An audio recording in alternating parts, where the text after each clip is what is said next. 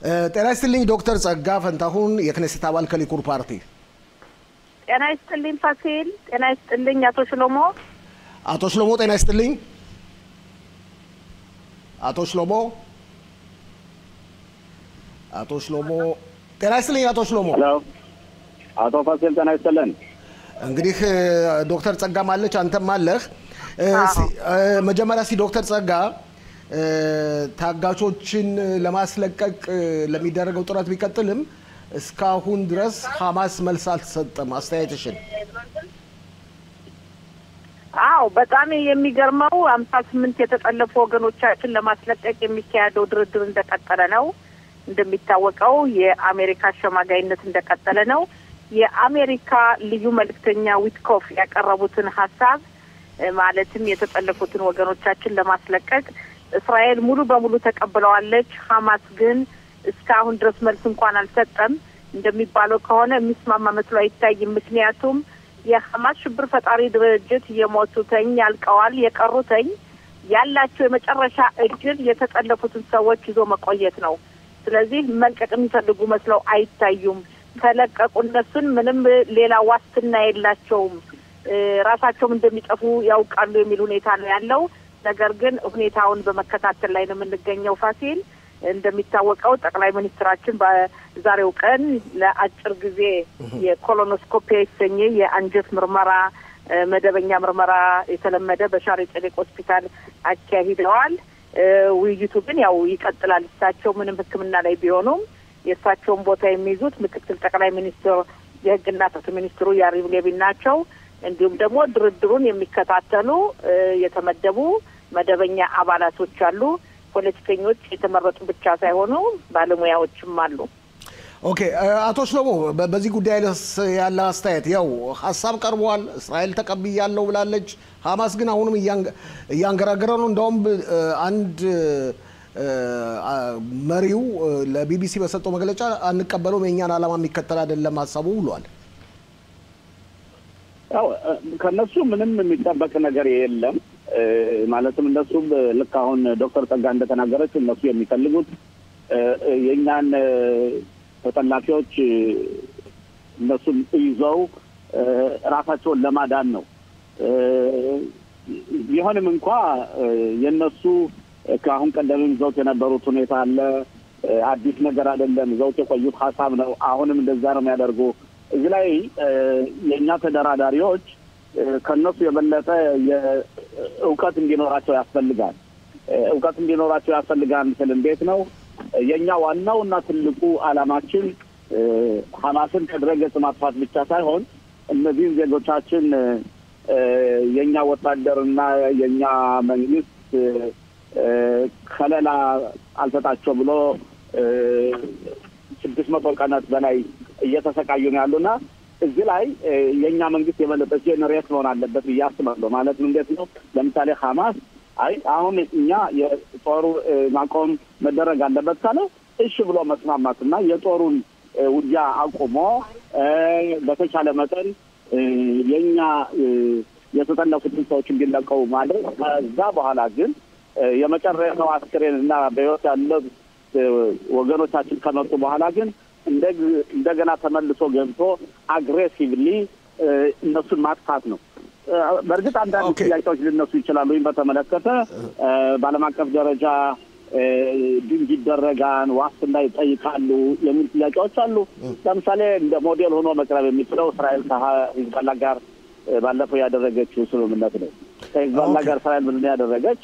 መጀመሪያ ስምምነቱ የጦር ማቆም ተደረገ፣ ድንቅ ተደረገ። ድንቅ ከተደረገ በኋላ የሂዝቦላ ተዋጊዎች የተደረገውን ድንቅ አላከበሩም እና እስራኤል አሁን እየተጠቀጠቻቸው ነው ያለው የገባች እስከ ቤይሩት ድረስና ይሄንን እንደዚያ ማድረግ ይቻላል ነው። ጸጋ አስተያየትሽን በዚህ ጉዳይ? ሊባኖስ ሀገር ነች፣ አዛ ግን የተለየ ቦታ ነው፣ ሀገር አይደለም። ይህን አይነት ስምምነቱን በማስመልከት እንዴት ነው የሚታየው? አንደኛ ፋሲል እንዳልከው የህዝቡላ ሽብር ፈጣሪ ድርጅት የሽብር ፈጠራ ድርጊት የሚፈጽመው አገር ውስጥ ሆኖ ነው፣ በሊባኖስ ምድር ነው። መንግስት አለ፣ በተባበሩት መንግስታት ድርጅት የታወቀች ሀገር ናት ሊባኖስ። ምንም ደካማ ብትሆን የጎሳ ግጭት እንዲሁ ቢያዳክማትም ቅሉ እስካሁን ድረስ ሊባኖስ ሀገር ናት። አዛ የሽብር ፈጣሪዎች መናኸሪያ እንጂ አዛ ሀገር አይደለም።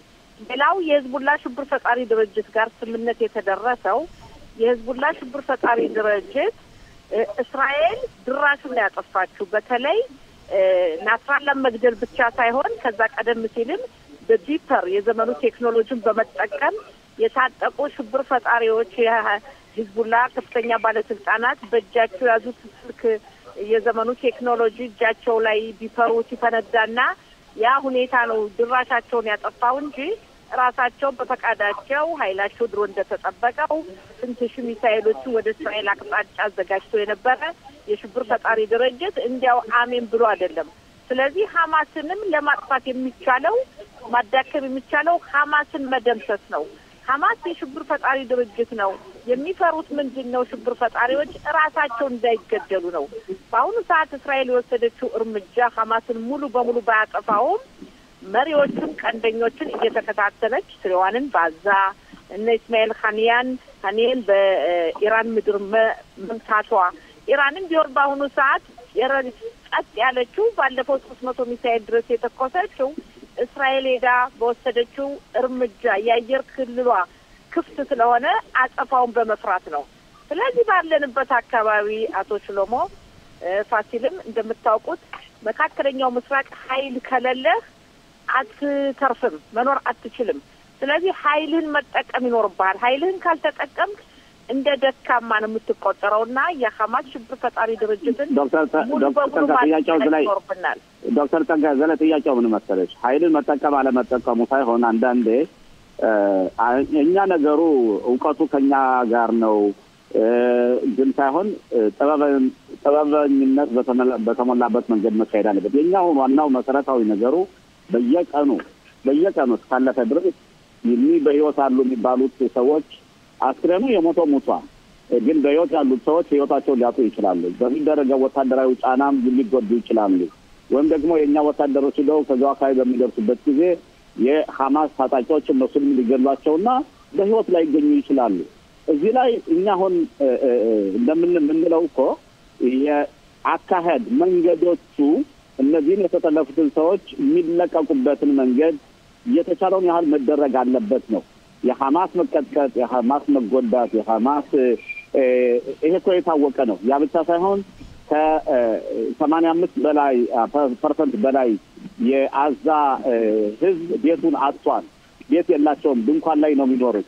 ይህን ሁሉ እያደረግን እስካሁን ድረስ ይህ ሁሉ እየተደረግን ዶክተር ተንጋ እስካሁን ድረስ እነዚህ የተጠለፉት ሰዎች ብዙዎቹ 95% በላይ የሆኑት የተለቀቁትም በዲፕሎማሲ መንገድ ብቻ ነው የተለቀቁ እንጂ በጦሩ ውጊያ ላይ አልተለቀቁም። አሁንም ቢሆን አንቺ እንደምትይው ለምሳሌ 80% የሚሆነውን አዛን እንኳን የኛ ወታደሮች ተቆጣጥረው እስካሁንም ድረስ ሐማስ አልተንበረከከም።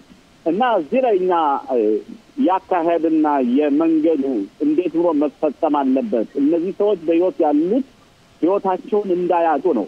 በህይወታቸው ላይ እኛ ፈርደን እየፈለገው ይሁን ቢሞቱም ይሞቱ ተብሎ እኮ ውሳኔ የሚወሰን የኛ ወታደሮች አዛን ኦቨርቴክ ለማድረግ ሙሉ በሙሉ ለመቆጣጠር እኮ 24 ሰዓት ይበቃቸዋል።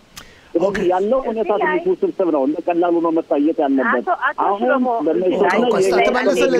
ተመልሰልህ ደግሞ አቶ ሽሎሞ እዚህ ላይ አንድ ላይ መመልከት የሚገባን አለ። በዓለም ላይ ሆኖ የማያውቅ ታሪክ ነው። በእስራኤል በኩል የእስራኤል ህዝብ ይቅር ለወታደሮቹ ለማንኛውም ሰው የእስራኤል ህዝብ ለሰው ህይወት ያለው ክብር ከፍተኛ ነው። ያ በመሆኑ ነው 250 ሰዎች ተጠልፈው የሞቱ ግን እነሱን ለማውጣት የተዋጉት ወደ 1000 እየቀረበ ነው። ወደ 4 እጥፍ በለው። ያ ኃላፊነት አለብን። ዜጎቻችን በማንኛውም ቦታ ችግር ላይ በሚሆኑበት ሰዓት ተጠልፈውም ሄዱ ይቅርና አዛ ሌላም ሩቅ አገር ቢሆን እስራኤል ሂዳ ማውጣት ኃላፊነት አለባት። እነሆ ከ43 ዓመት በፊት የመዳረሻው የጠፋው ወታደር አጽም ነው ያመጣችው ከሶሪያ ምድር። አሁንም ከ60 ዓመት በፊት የኛ ሰው በደማስቆ በሚል ትልቅ ታሪክ የተነገረለት ታዋቂው ሰላይ ኤሊ ኮሄን የሱን አጽም ለማስመለስ እስራኤል የምታደርገው ጥረት ከፍተኛ ነው። ባለፈው አይተናል። የኤሊ ኮሄንን ማለት ከ60 ዓመት በፊት በሶሪያ ምድር በአደባባይ ከመሰቀሉ በፊት የነበሩትን ሰነዶች፣ የግል ዕቃዎቹን፣ ወረቀቶችን የጻፋቸው ሁሉ ነገር እስራኤል ተመልከት ከተሰቀለ ከሞተ ከ60 ዓመት በኋላ ተረክባ አምጥታ ለቤተሰቡ ልሰጣለች እኛ ለሰው ህይወት ያለን ምን ያክል እንደሆነ ዓለም የሚያውቀው ነው ነገር ግን ሐማስን በዚሁ እንዳለ ብንተወው እንደገና ያንሰራራል ሐማስ የሱ ዓላማው ሽብር ፈጣሪ ድርጅቶች ዓላማቸው ምንድነው ሰውን ማሸበር ሰውን መግደል የሰው ህይወትን ከምንም ከዝምብ ቆጥረው የማያዩ የራሳቸውን ወገን ሴቶችና እናቶችና ህፃናትን መጠለያ አድርገው የሚጠቀሙ ናቸው ስለዚህ ይሄ ነገር ባለፈው ኮሽሎሞ ተሞክሯል ጊላድ ሻሊትን ለማስለቀቅ ለአንድ ወታደር 1027 ሽብር ፈጣሪ ነው ከእስር ቤት የለቀቅ ነው እነዛ ተለቀው ነው ነስሪዋን ተደራጅተው መጣው ይሄን የመሰለ የሽብር ፈጠራ ድርጊት ጥቅምት 7 ቀን 2023 የፈጸሙት ስለዚህ ያ አይነት ነገር እንደገና እንዳይደገም እንዳንሰራሩ ያለን አማራጭ ከወዲሁ ድራሻቸውን ማጥፋት ነው ኦኬ እንደውም እኔ ልንገር በእኔ አመለካከት ከአዛ ይውጡ የሚለውን ድርድር እቃወማለሁ እስራኤል ኦኬ አቶ ሽሎሞ 5 ሰከንድ ወደ ሌላ ርዕስ ማለፍ አለብና በዚህ በ5 ሰከንድ አንቺ የምትይው እኮ መሰረታዊ ነገሩን እኔ መስማማበታለሁ አንድ ነገር ግን አለ በእነዚህ በቀሩት ሰዎች በህይወት በያሉት ላይ በህይወታቸው እየተፈረደባቸው ነው እኮ ነው ያባባል በቃ ሌላ ነገር የለውም ተደርገው ነው እነዚህ ሰዎች ነው ይጠለፉብን ነው እኮ አቶ ሽሎሞ ኦኬ ስለዚህ ይሞቱ ማለት ነው ኦኬ አይደለም ይሞቱ አይደለም እስራኤል ለሰው ያላትን ክብር የነፍስን ሁኔታ ነግሬያለሁ ጊላድ ሻሊትን አንድ ወታደር ለማስለቀቅ 1027 ሰዎችን ለቀን እነዛ ከፊሎቹ መጣው ተደራጅተው ነው እንደገና የሽብር ፈጠራ ድርጊት የፈጸሙና ይሄን ስለዚህ እነዚህ ምን ይሆኑ ነው ያ እንዳይሆን እነዚህ ወገኖች ለማስለቀቅ የሚካሄደው ድርድር መቀጠል አለበት እስራኤል ግን ጦርነቱን ማቆም የለባትም ሐማስን እስካላደቀቀች ድረስ እያንዳንዳቸውን ለቅማ ህይወታቸውን እስካላጠፋች ድረስ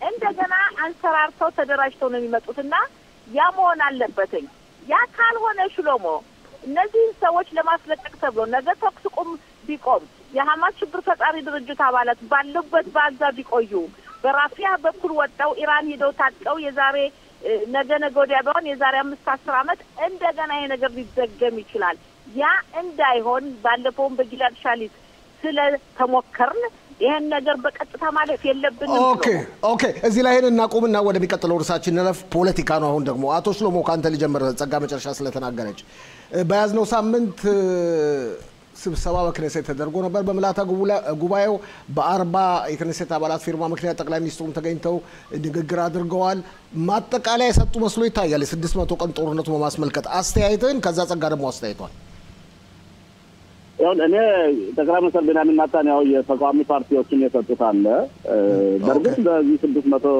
ቀን ውስጥ በተደረገው ወታደራዊ ፍልሚያ እስራኤል ብዙ ድሎችን ተጎናጽፋለች ግን ተቃዋሚዎች እኮ እንደዚህ ያላሉም አልተጎናጸፈችም ነው ያሉት እኮ አይደል እንዴ አይ ነው እኔ ጠይቀኛል የኔን እንግዲህ የኔና ልጨምርልህ ነው እኮ ላስተካክል መንገዱን እየቀየስኩልህ ነው እሺ እኔ ደግሞ ከመጨረሻ አልሰማኸኝ ኦኬ ሰማለሁ እሺ ስለዚህ ብዙ ድሎችን ተጎናጽፋለች ለምሳሌ ሂዝቦላ እንዲንኮታኮት ተደርጓል የኢራን የሱሪያ መንግስት ፈርጥጦ ሂዶ ጁሊያን የሚባል አዲስ ጃሃዝ ምናልባት ከእስራኤል ጋር ለወደፊት ሰላም የሚያደርግ መሪ ሊሆን ይችላል አይታወቅም እሱን ተመስዋል ለምሳሌ በኢራን ላይ እና በሊባኖን መንገድ እና ዋና ከመሐከል ላይ ሆና ጨዋታ ተጫዋች የነበረችው ሀገር ሱሪያ ናት እሷ የለችም የሱሪያ ወታደር ተንኮታክቷን የለም እስራኤል በሐማስ ላይ ከፍተኛ ጉዳትን ወታደራዊ ጥቃት አድርሳለች ግን ይህ ሁሉ የሆነ የዚህ መንግስት ከፍተኛ ውድቀቱ በዓለም አቀፍ ደረጃ ግን ወታደራዊ ጫናው ያመጣውን ውጤት ወደ ዲፕሎማሲ አልቀየሩትም ማለትም አሁን በምናይበት ጊዜ ጥሩ ወዳጆች ሀገራችን የነበሩት እንደ አሜሪካ እንደ እንግሊዝ እንደ ካናዳ እንደ ፈረንሳይ ጣሊያን ሀገር በአጠቃላይ የዓለም አቀፍ ያለው ማህበረሰብ ማለት ይችላል ዛሬ ጸረ እስራኤል ሆኗል ማለት ይችላል ከሞላ ጎደል እንኳን ሌላው ትራምፕ ሲመረጥ ዶክተር ጸጋና የዶክተር ጸጋ ደጋፊዎች ያንጨበጨቡ ልክ እንደ መስያህ እንደመጣ ሆኖ አይተውት ነበር ስለዚህ ትራምፕ በእኛ ላይ ያደረገ ያለውን ጫራ አሁን ዘርዝሬ ብናገረው መድረኩን እኔ ብቻ ስለምጨሰሩ ዶክተር ጸጋ መናገር ስላለባት ዛሬ ትራምፕ እስራኤል በኢራን ላይ ለምሳሌ እርምጃ እንዳትወስድ እጇን ለማሰር ጥረት እያደረጉ ነው። ከኛ ጀርባ በላይ ከናታንያሁ ላይ ራስ ላይ አሳልፈው ሄደው ከወተት ዝንቦች ጋር ከሁቲሞች ጋር ስምምነት በማድረግ ሁቲዎች ዛሬ ከቤታችን በ3 ሰዓት 4 ሰዓት ጠዋት ያስነሱና በእርግጥ እዚያ ሆነው እየመረቁ ጫት እየቃሙ በነጠላ ጫማ እየሄዱ እስራኤልን ያሸንፋሉ ማለት አይደለም። ግን እነዚህ ነገሮች ሁሉ ውድቀቶች የዲፕሎማሲ ውድቀቶች ናቸው። ወታደራዊ ተጽዕኖ ወታደራዊ ውጤቱ ቨሪ ኤፌክቲቭ ነው። ኢራኖችን እንዲሆን እስራኤል ቀጥቅጣቸዋለች።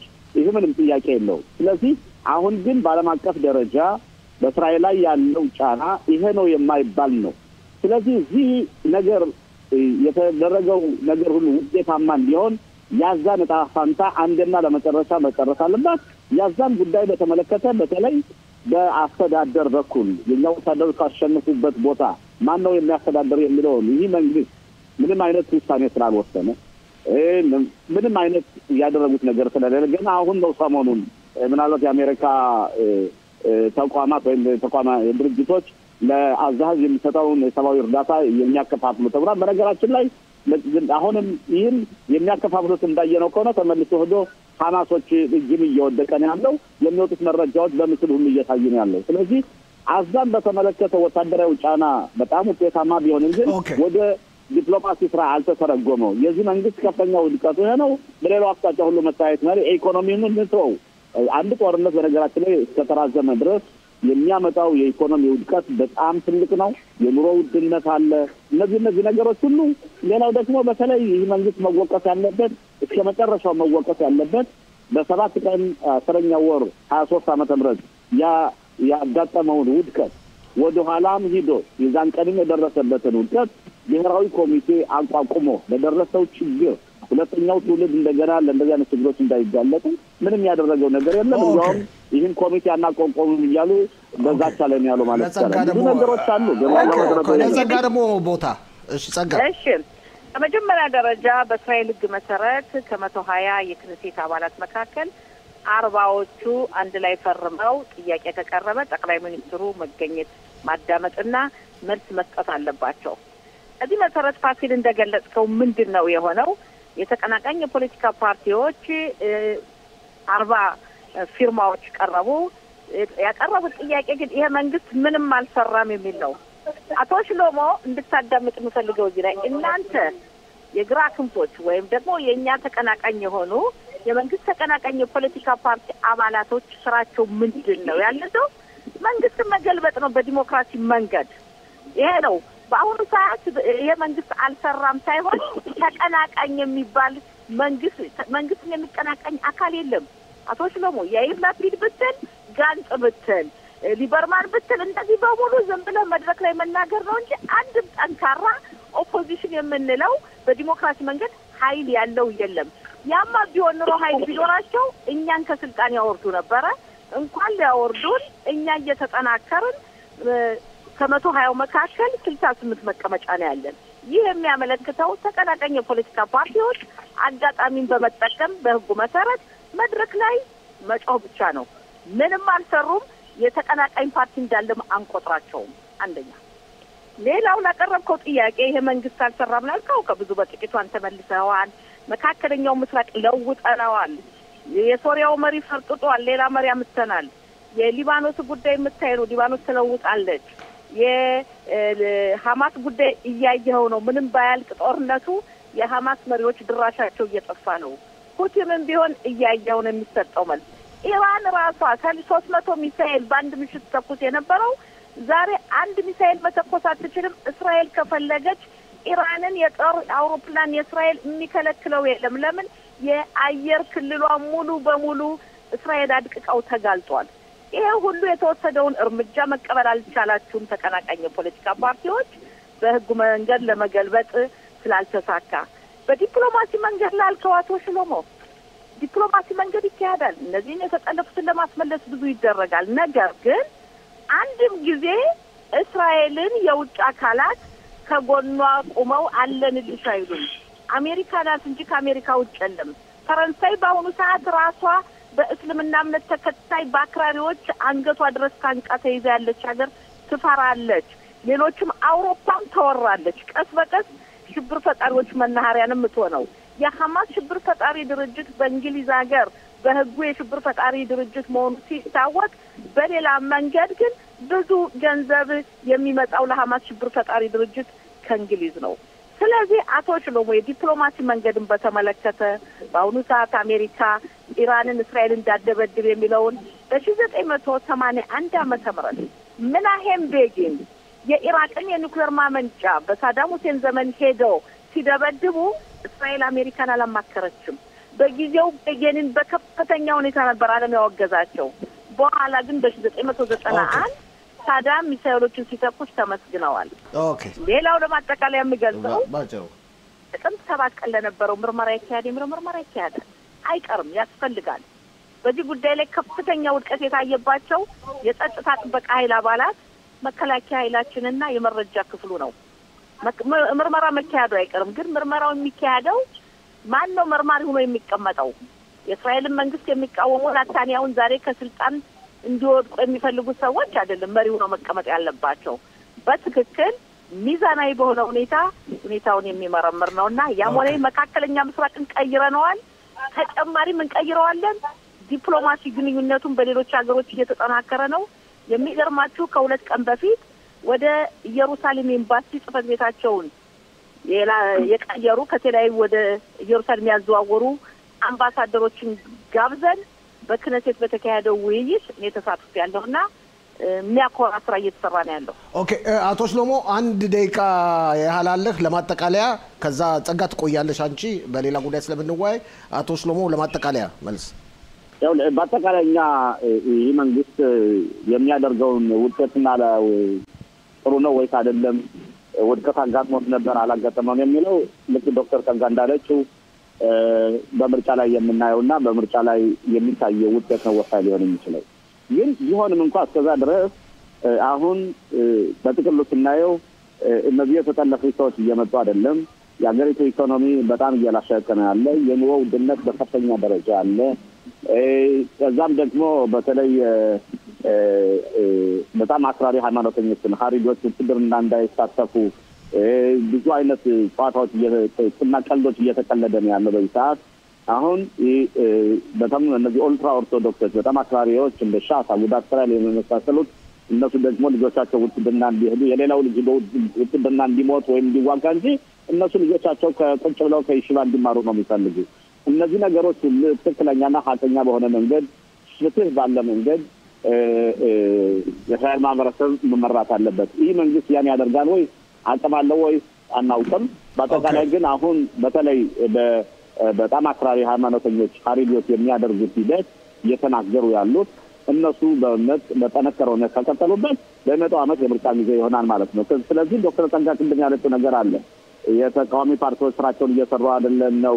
የተቃዋሚ ፓርቲዎች እኮ መንግስትን ቀያሪ አይደሉም። እነሱ ማለትም የ120 የክነሴት አባላት መንግስት ደጋፊዎቹ በርከት ያሉ ስለሆኑና ከ68 የክነሴት አባል እስካሉ ድረስ ዶክተር ጸጋን ጀምረው የተቃዋሚ ፓርቲዎች ውጭ ሆኖ መናገር ነው እንጂ አስገድደው መፈንቅለ መንግስት ማድረግ አይችሉም። ግን ከፓርላማው ጠቅላይ ሚኒስትር እንዳወጡ መነጋገር ነው። በፖለቲካ መንገድ ጸጋ ፓርቲ ከኛ እንዳይጨመር መታገል ነበረባቸው። አቶ ሽሎሞ ልጠይቅህ፣ አሁን ተቀናቃኝ የፖለቲካ ፓርቲ ጠንካራ መሪ ያለ ብለህ ታስባለህ? ጸጋ ሲጩና ያጠቃል። ቆይ ጸጋ ጋንጥም አለ፣ ላፒድም አለ፣ ሊበርማንም አለ፣ ቤኔትም አሉ፣ ብዙዎች አሉ። እኛ ብትጠይቀን ናታንያሁ ነው ጠቅላይ ሚኒስትሩ ብዙዎች አሉ። ማን ነው? ለውኔ ዶክተር ጸጋ ይሄ አንቺ የምትጠየቂው ጥያቄ መቼ እንደሚሆን ታውቂያለሽ? በምርጫ ቀን ነው የሚሆን። ስለዚህ በምርጫው ቀን ቆይ ጨረስን እንግዲህ አይደለም። ስለዚህ እኔ ራሴ ምናምን ራሴ ምራብ ሊቀርብ ይችላል ይታወቃል። ቀስ